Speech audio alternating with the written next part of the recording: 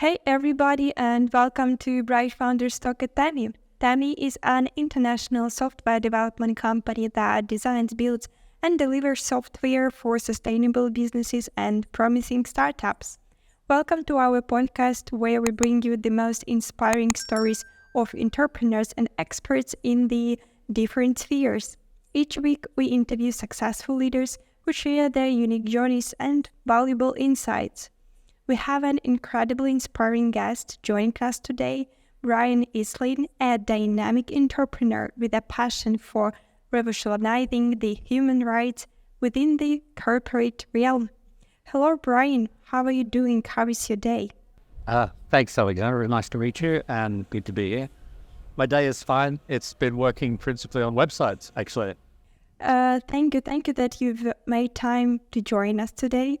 And it's always interesting to learn about the journey that led entrepreneurs and experts to where they are today. So I believe we can start with some kind of early days in the industry. And over the past 2 decades, you worked extensively on issues related to modern slavery, human trafficking, forced labor, and even child labor.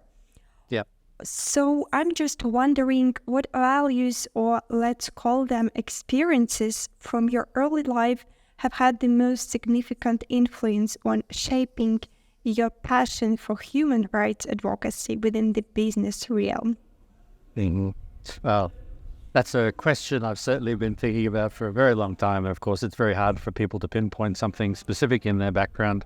What I would say is that I was brought up with a mother and a father who were both, let's say, social justice warriors. My dad more on the warrior side, my mum more on the social justice side. And so the combination of those two meant I was kind of raised with the idea that I had skills and talents that I should put to the use of helping others. And in particular, I joined the army. My dad was a professional soldier.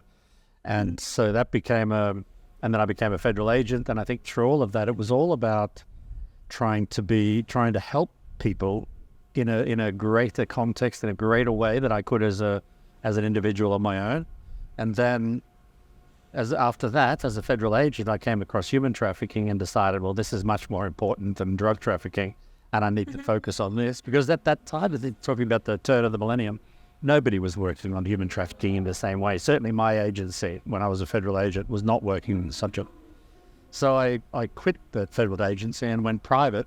And it wasn't long after that I had my first child labor investigation, which was a 12-year-old boy who was shot in the head and thrown overboard from a prawn boat.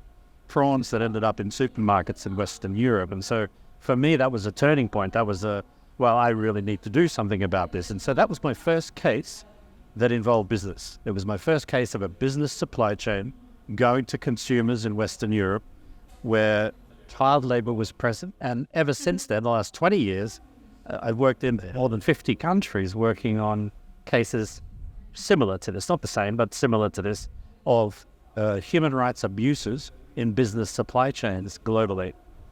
Happens in every country, happens in every industry, and yet almost nobody knows about it. So I decided this is something where I need to be able to lend my voice and my skills and my experiences to try to solve things. And a big part of that 6-7 years ago was a big turning point again, was that I decided we actually needed to do something more positive because in the past, what we've been doing is failing to address the problem. The problem is only getting worse because of a lack of recognition that business supply chains is where it's all happening. So I set up a non-profit intending on being let's say, I call it rights tech, which is a combination of human rights and technology. And the idea being that we can create solutions for business to communicate with consumers and through their supply chains for effective human rights compliance. And so that's what I've been doing the last 6.5 years. And so that's where the combination of technology and human rights comes together. And it's not so common, as you're probably aware. Technology and human rights generally don't go together. There's med tech, biotech, ed tech, there's even sex tech, but not rights tech. So my idea was, well, let's make this a thing. So that's the journey. Yes, we definitely touch on the topic regarding technology in human rights industry. But just before we jump into this discussion, I wanted also to touch on the topic that many entrepreneurs encounter, let's say, skepticism or resistance when introducing new ideas. How did you navigate those process of convincing businesses to prioritize human rights and ethical practices? Well, that's a journey that continues. That's not something that we're still very much in the early days. And I have to say that the conversation with business has principally been around, you need to do this, and if you're not doing it now, you will eventually have to. And so that's where the conversation has been. The obstacles have been businesses saying, well, our stakeholders don't care, so we don't care. That's one thing. The other thing is kind of old school business speak or business thinking, which is that we're a company, we're here for profit, we're not there for human rights. We don't, that's ethical, that's not one of our concerns. Yes. And it's only with businesses, what I found is that you can only incite change and incentivize evolution when more than one factor convert to cause this change. And so I use this model, AMC, awareness, motivation, capability, as a way of judging the maturity of an organization towards actually doing something about it, an ethical question, a human rights question, or any social impact question. And at the awareness stage, that is, the company is just becoming aware individually and starting to become aware collectively about the issue, but they will not take any action at that stage. They're not ready to take any action. You can't tell a company that is at that stage what to do. All you can do is continue their awareness raise and journey. One of the important things there is that you need to be able to assess independently if necessary, but arguably with the business, conversation with the business, where they are at on the AMC evolution. What's their social impact maturity? And if they're only at the awareness stage and you want to implement, let's say you want to sell them a tech solution, they're at the wrong stage. It's going to fail, or they're not going to recognize that they need it. So then you need to advance the conversation, and you can't do that alone. You can be a part of it, but you can't do that alone. There's got to be legal changes. There's got to be stakeholder changes. There's got to be wholesale community attitude changes. And unless there's this convergence of factors, your task is Sisyphean. So you need to get together with all of these different factors and try to merge your conversations at the same pace as those. So on legislative, for example, on environment, legislation is much more advanced than legislation on human rights, business and human rights. So let's use the environment as a good example. To move from a company from awareness to motivation. Motivation is where they're actually starting to become keen to do something. They don't know what, but they're keen. And so awareness to motivation, the shift there, a legislative shift that's required, we saw this with the environment, was a transition from voluntary measures, that is, a company can choose to do what it wants or not, a shift from voluntary measures to soft law. Once soft law came in, so soft law is kind of voluntary, but there's a lot of pressure around it to do something. And so once you've got that transition to soft law, companies will start to move from awareness to motivation. They won't yet evolve towards capability. Capability comes next. Now, the shift from motivation to capability in legislative terms is when you transition, when governments are transitioning from soft law to hard law, that is mandatory requirements like carbon emissions and caps and reporting requirements that are mandatory and that there are fines attached, penalties. So you can see there's an evolution of the law, and your conversation with business on social impact issues has to go at the same pace. You can't get ahead of that, because if you do, as we did with my NGO, right, we're 6 years ahead of the curve. It's only just now starting to be at that soft law stage. 6 years ago, there was nothing. There was just voluntary measures. And that, you cannot change a business at that stage. The businesses that come to you, you can change, or you can help, because they're already also ahead of the curve. So, for example, the first company that came to us for the tech solution at Slave Free Trade, my NGO, the first company that came to us, they came to us because they had an activist CEO.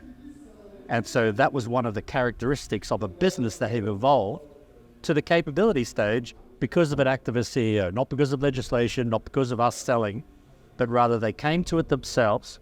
because of this influence. Other things like activist shareholders can do it.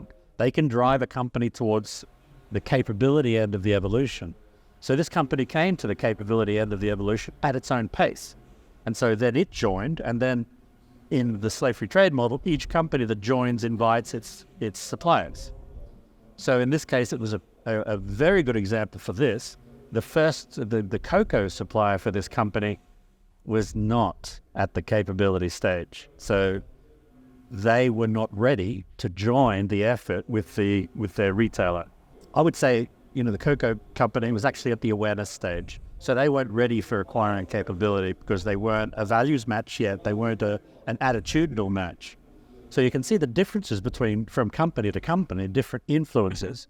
And you've got to pick the right company. You've got to find the right company, or you have to make it such that they can find you.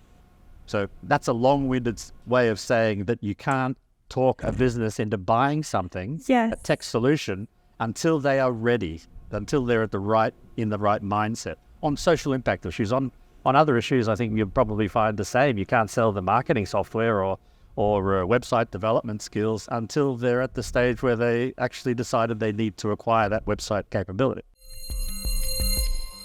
And do you addressing the idea that it's really important that those addressing the importance of human rights is the part of corporate culture, which also make a great influence on business and its doing? Well, the first thing to understand is that all human rights issues in a company come from culture. There are almost never human rights issues in a company that are one-off situations. Mm-hmm. So a case of sexual harassment or a case of gender pay gap or a case of child labor, none of those things happen on their own. None of those things emerge as a single instance. They all emerge from culture, which means you need to be able to you need to be able to understand a company's culture to see the signs and the evolution and the maturity of the culture. And so that's one of the reasons you need to develop a model like the rights tech solution, which is you need to be able to measure human rights in a company and see where they're at and see where the issues lie and see how the issues aggregate. If all of the issues, for example, are around discrimination, then you've got an organization that needs to tackle diversity and equity, right? So this gives you understanding the culture of human rights. So when I speak to companies, I'm all about, well, your supply chain is very important, but if you think about human rights as, triple scope concept and, like the EU taxonomy, triple scope, meaning that supply chain is the scope 2. Scope 1 is your own company. Until you've got the right human rights focused or human rights respectful culture in your own company, scope 1. Scope 2 is secondary. You first hold the mirror up to yourself before you talk to anybody else. So I'm always about, because companies, there's a kind of an arrogance there that companies don't believe that they've got a problem. They believe everybody else has the problem. And this is a bit of an issue. And I think it's, it's kind of human. We all think, that person's racist. But then until we hold a mirror up to ourselves, are we actually in a position to be able to say that? And the same with sexism and xenophobia and you name it. So companies first need to deal with themselves. Let's call it scope 1. Then deal with their supply chain and business partners. It just doesn't have to be supply chain. It can be investees or consortium partners or whatever. So that's scope 2. And then scope 3 is community. Scope 3 is things that are happening outside the company and supply chain and around its supply chain. So you've got to be able to tackle all 3, but they need to come in a certain order. Scope 1 has to be done first. Scope 2 comes second. And then you can look at scope 3. So like the AMC model, it's an evolution. You've got to start at the beginning. And start at the beginning is looking at your own culture. You definitely gave us proof that convincing companies to embrace ethical practices can be really challenging. And how do you approach business leaders to demonstrate that ethical practices not only align with moral obligations, but also drive business benefits? So the first thing I try to do is develop some kind of a rapport and empathy with that business leader. And business leaders are not known for empathy, right? It's not something that business schools, like classic MBA programs, it's not something they teach or try to push. They don't try to encourage empathy at all. They try to encourage distance. and lack of emotion rather than emotion. So that's a challenge. But the way I do that, and the way anybody else should do that, is around storytelling. Immerse the person in the stories of actual incidences in and around businesses and their supply chains, and people the coin starts to drop. So I always start with my first child labor case, the 12-year-old boy, because that actually moves people suddenly to think, well, hang about, this really is going on around us. And there are 200 million more going on, such cases going on around us. So we need to do something. But importantly, when talking to business leaders, you can, and almost anybody that you try to convince that there's something worthwhile looking at here, you start with this story and it shocks people. Now, the risk with shock is that psychologically people will distance themselves from the problem. They can't handle it. The psychology is, oh, that's awful, but 24 hours later, they're not doing anything about it. The T-shirt at H&M is a classic example. You buy a T-shirt, you hear about a child labor scandal in an H&M supply chain, and people are wringing their hands when they read about it in the newspaper or online, and they're like, oh my God, that's terrible, child labor behind that T-shirt. Yes. The next day, they're back at H&M. And that's for a number of different psychological reasons. These apply in business as well. Psychic numbing is one of them. It's too big, it's too bad. Our brain protects us by shutting us off. The second part is cognitive dissonance, which means we actually can't comprehend what's going on. We don't understand it because we're not close enough to it. We can't comprehend that really exists and that it's our problem. So you have to counter both of these things in business, and that starts with storytelling. But after the storytelling, immediately after the storytelling, you can't even wait 24 hours. Immediately, you need to start coming up with ideas and solutions. So I always move from storytelling immediately to, well, what can we do about this? And then you start to address what you can do about it quite quickly, really. When I do a 1-hour webinar, for example, by the end of the session, we've already brainstormed solutions that each of those individuals could take, actions they could take. And if you don't do it that fast, you completely lose momentum. So businesses, individuals, humans, our attention span is short. So you've got to attack in that first hour and really convince, really emote change. So it starts with storytelling, then moves to some contextual information, and then, well, what can we do about this very, very quickly? That's how you get individuals and companies to move on social impact, business leaders included. You mentioned really important fact that it's really important to catch those right moment. And I believe it's like with every business, you need to find the right problem, the solution, and just come to the market with your solution in the right time, because timing is crucial. Timing is everything. Yeah. Yes. And I don't think people spend enough time looking at timing. Before I developed this AMC model on human rights maturity, everybody was trying to hit businesses that were at the awareness stage, trying to hit them with solutions like risk management tools and with human rights compliance tools and checklists and all of these sorts of things. And the companies, they're not going to implement them correctly. And they're certainly not going to buy. They're certainly not going to pay anything if they're already at that stage. I don't think we've spent enough time at all talking about, well, what are the characteristics of a company that is at the awareness stage? What are the characteristics of the motivation stage and the characteristics of the capability stage? And before you start to sell anything to anybody, make sure you know what phase they're in. Because all you're going to do, if you're trying to sell them a product and they're only at the awareness stage, you're just going to annoy them and they're going to never talk to you again. They certainly won't be ready when you try and sell. In the beginning, you mentioned that tech solutions, they play a significant role in addressing human rights issues in business.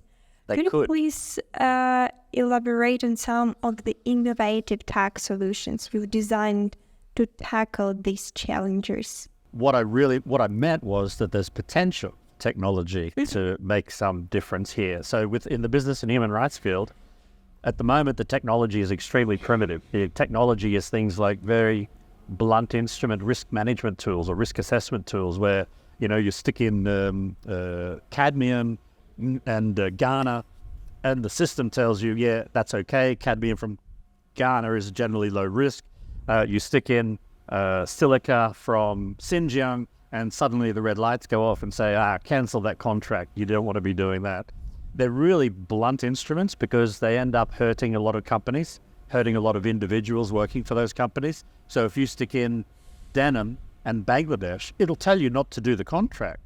And yet, in the average denim factory in Bangladesh with 1,600 people who are rather poor, let's say, the denim garment workers, they all get laid off because there's no contract there suddenly. The impact of these terrible blunt tools is that contracts that cut individuals at the lowest end of the supply chain who need that business the most, they're the ones who suffer. So these risk assessment tools, they're at an extremely low, let's say low quality stage because they're blunt instruments. They are not nuanced enough to be able to understand the world, and they're not designed to protect the companies in the supply chain. They're designed to distance one company from another, to give them the means to separate it.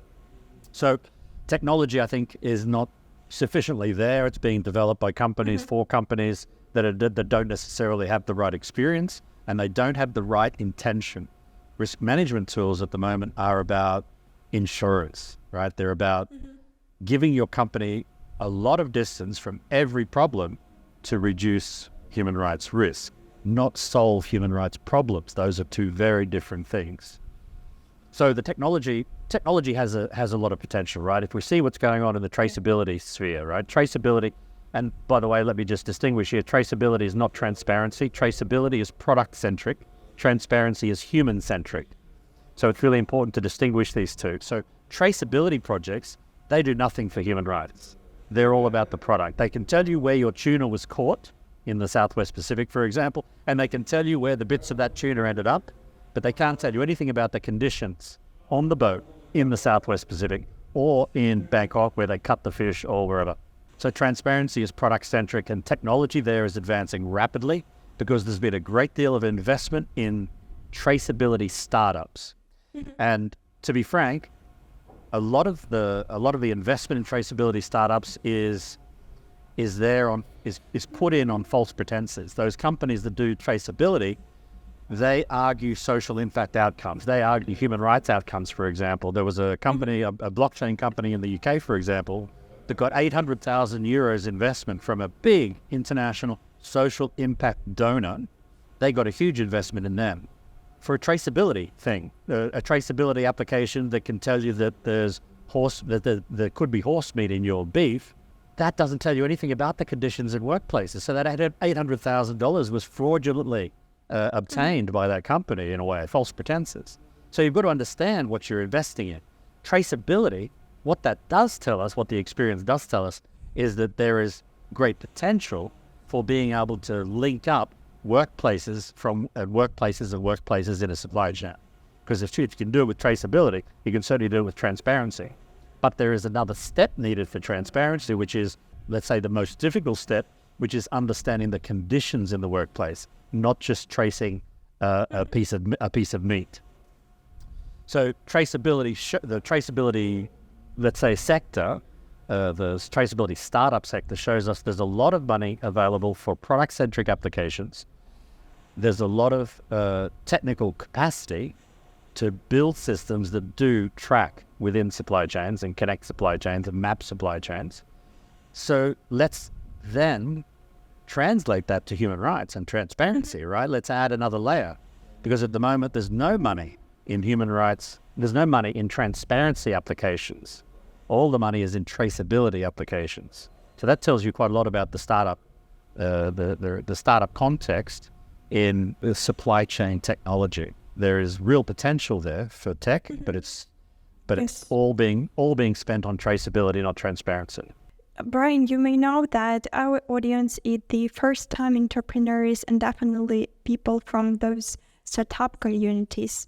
So what message do you have for our audience who inspired to make a positive impact on society while building successful businesses? I mean, there are a number of different things I would say. Let's say the first one would be don't be a subject of the nirvana complex, right? This is it's often called the golden hammer fallacy, right? Don't build a solution and then expect to be able to sell it to business if it's not addressing a specific need and it's not developed with business on that problem. then basically it's a golden hammer. You've built something, you've got the hammer, and everything suddenly looks like a nail. Suddenly looks like you can solve everything. So this is endemic in the traceability world. People build these traceability applications. They come from a coding background. They don't come from a social impact background. So they actually haven't come to it really knowing the problem and what's going on in front of them. There was an application I remember being developed by coders. They thought they could solve this whole supply chain question for human rights in the cobalt supply chain. They completely failed to account for the difficulties at the cobalt level. We call it the last mile, right? They coded thinking, oh, people can just input this data there, and then they can do this, and then the data carries through the chain. And conceptually, that's true. But in the real world, it can't work because, you can't get your technology into the hands of people in the cobalt mines. It's that simple. So this application built by coders was not going to fit in the real world. And so that's something I would say. Don't do this golden hammer thing where you build a complete solution without real world application. That's a real trap. The other thing I would say is be honest. It's tempting as a founder because you know where the money is, it's tempting for you to look at your solution or your intended solution and go to where the money is, because otherwise you're not going to get funded, right? Mm-hmm. So as a startup founder, it's really important to be more honest about this. I think there's a lot of lies, and I mentioned this with the transparency side of things, right? Traceability, founders of traceability startups were actually lying to get investment because the investment was around human conditions, transparency, which traceability applications could never solve. So there's a real need to be honest there, because at some point you're going to get found out. At some point it's going to be seen. And let me be clear, look, if you've attracted $800,000 from a social impact donor, a non-profit foundation, if you've attracted that money and spent it on a solution that doesn't solve the problem for them, think about what that $800,000 could have been used for on real social impact outcomes. You've actually committed a fraud on everybody. And I think that's that disingenuousness, that dishonesty that can happen. And I understand why it happens, right? Founders need money, so they go to where the money is. And that's a problem with donors. They don't really know what you're talking about, actually. So it's actually pretty easy to hit them with a pitch deck and say, let's take your money. I would say be more honest. In social impact, you've got to measure up the opportunity cost of you taking that money on false pretense. Somebody else suffers because of it. That's definitely essential and crucial in today's business. And actually, it was my last question, Brian. And in this moment, I want to thank you for fighting for human rights and actually putting this question into discussion in business realm. Thank you. It was a great time spending with you. Great to meet you, and thanks for the good questions. It's really important discussions, I think. I naturally think they're important discussions. Yes, definitely. Thank you.